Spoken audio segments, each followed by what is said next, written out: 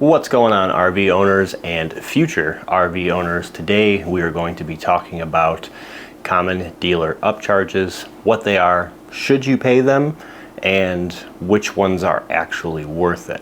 Now, if you've ever bought an RV or you're in the market for an RV, a few things you've probably heard. A few pieces of lingo, one of those things being PDI, delivery fees, and then of course the upsells. Those are the common ones. Now, those are three different things, three different categories. We're really going to be focusing on the first two, which are going to be PDI and transportation or delivery fees.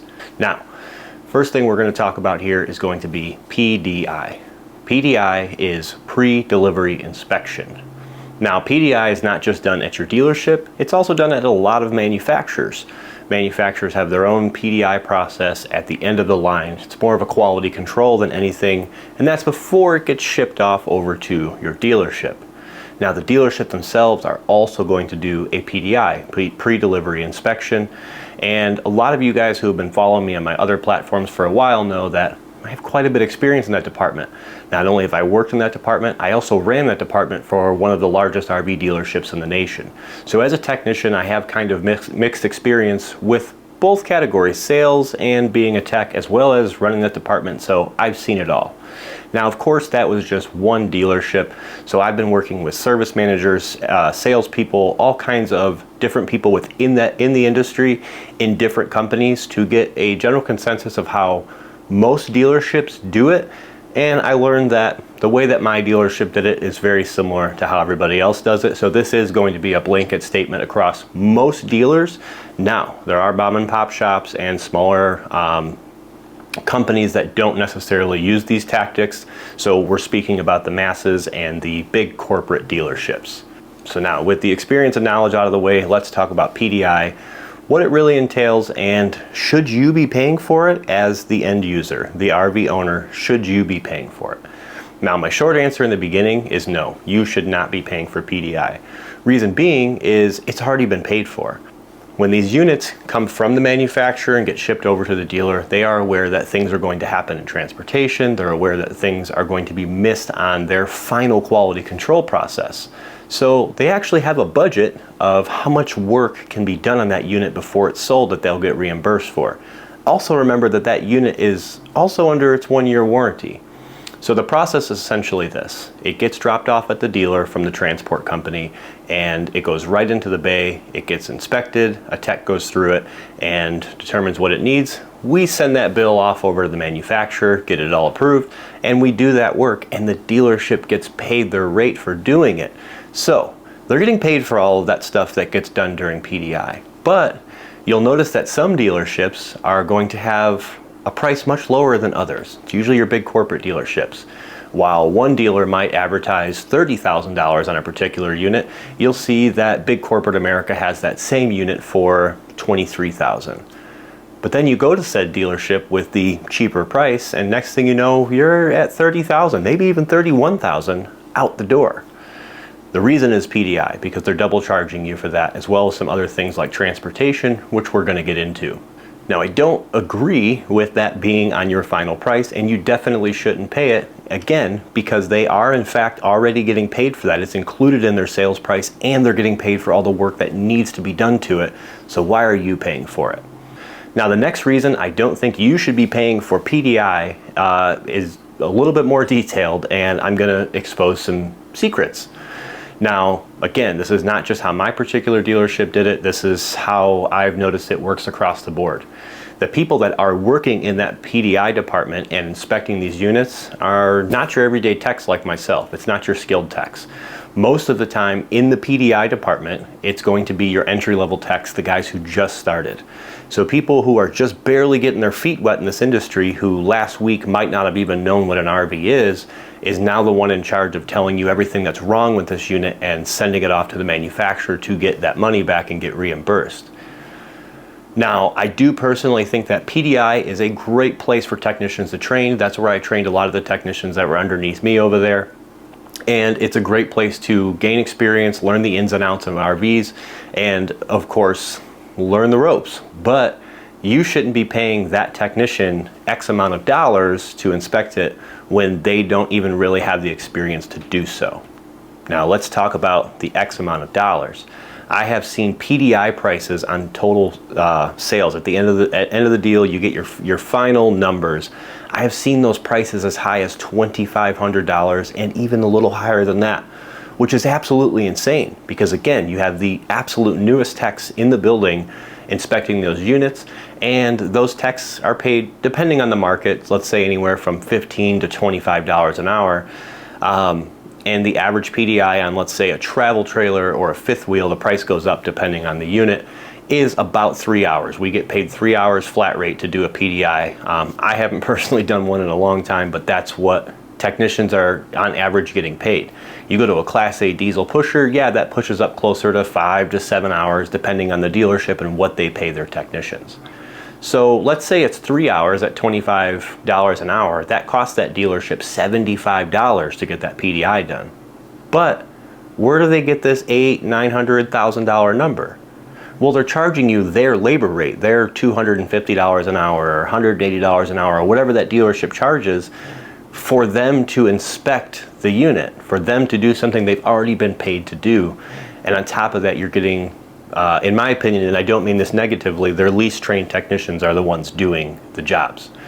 So you're not getting a value out of it. You're not getting anything. The biggest value you're going to get is telling them, go ahead and scratch that PDI and I will pay my own third-party inspector to do it. Now, they're still going to do the PDI because they're still required to, but I personally think you should tell your dealership flat out, I'm not paying PDI fees because you guys have already been paid for it. You've been paid for the work that's been done, and it's something that you are required to do either way.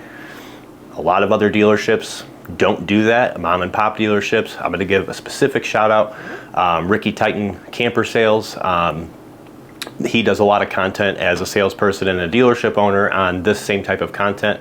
And his business personally does not charge those PDI and transportation fees because they've already been paid for it. So I hope you learned a little bit more about what PDI actually is, what it entails, and how you guys are getting scammed on double paying for that PDI because you've already paid for it in your sale price. Now the next one we're going to talk about is transportation. Transportation is another big one because they've been paid for it. It is the same rate from a unit to come from Elkhart to wherever it is it's going. It's already included in the sale price, yet they're passing that price on to you so that they can get reimbursed again. And again, smaller dealerships, and I'm going to use the name again, Ricky Titan Camper Sales. It's not an endorsement for him. I'm just going off of the information I see him share. I absolutely love it. He does not charge those fees to his clients because they have already been paid in the sale price when they bought the unit. Now, a lot of these big dealerships on top of that aren't even like financing these units. They buy these units for cash. They own them right on the lot. And again, they've paid all of those fees. Every one of the units on the lot, transportation and PDI has already been paid for. They're going to get paid for the repairs. Transportation is another one that you should not be paying for, and stand your ground in finance because that's where they're going to sneak it up on you. They're going to show you your unit. They're going to let you fall in love with it. They're going to give you some great numbers. Next thing you know, you're sitting down, you're sweating, and all of this greatness just starts to tank because now this $22,000 you thought you were going to be paying turns into $30,000 because you fell for some very deceptive marketing. So again, just like PDI, you should not be paying for transportation. And I guarantee you, if you threaten to back out of your deal because you're not going to pay those and you tell them that you're educated on the subject and they've already been paid for it, that price is going to go down significantly. You are the boss. You are the one in charge. You're the one with the money. You are the buyer. You are in charge. Don't let these big corporate dealerships take advantage of you. The last one we're going to touch on real quick is going to be the things they're going to try and sell you. Now, I've done some individual videos on this. The biggest one they're always going to try and sell you is their paint protection package. Now, used car dealerships, new car dealerships, they all try and sell you these paint packages that I promise you, you don't need because you're not really getting anything out of it. What you're paying for is a warranty. You're not paying for an actual good product because the product that they apply is just sprayed on, wiped off. It takes them less than an hour to do a massive Class A bus, and you're paying $2,600, $3,000 for this paint protection package. Again, you're not paying for the product. The product itself is probably cost that dealership less than $100 to do between labor and materials. Honestly, I've looked into all the different brands that different companies use. I've gotten some insider info from other dealerships on what products they've used. I've done deep research to figure out what this stuff really costs, because while I was running the department, watching people pay for these paint protection packages and really trying to observe what was going on, in my head, in my opinion, definitely not worth it. Unless you've got some crazy custom paint package that you want to protect with a warranty, that would be the time. Because again, you are getting a warranty with it. That is what you're paying for. So keep that in mind, that you're essentially buying a paint and fabric warranty and not an actual product. The product is just a way to make it seem like a sale, like you're actually getting something for your money. So keep that in mind. I do also have an entire video about just paint protection on my profile. And then last but not least, they are going to try and sell you a ton of upgrades, slide toppers, vent covers, fantastic fans, you name it, they're going to try and sell it to you. Do you need any of that stuff? A lot of it, yes. I actually do recommend a lot of the things that dealers are going to sell you, but you're going to pay ridiculous amounts of money for it at a dealership. Things like vent covers, for instance, they take all of 15 minutes to install, and I've seen people pay well over $200 to have vent covers installed on their RV. And simply put, it's a really easy DIY thing to install. Slide toppers might be a little bit different, but reach out to some of your small mom and pop businesses, your local RV techs. Support small business and not the big corporate dealers. As a last added bonus, we'll talk about one more thing that most dealers are going to try and sell you, and I'm going to tell you flat out, 90% of the time, it's not worth it, and that's going to be your starter kit. When you buy a new unit, they're going to try and sell you a starter kit. It's going to come with your dump hose, some toilet paper, water pressure regulator, and it depends on the tiers or what dealership and how they do it. They're all a little bit different. I have yet to come across one of those that wasn't marked up over 200% for a bunch of very off-brand stuff.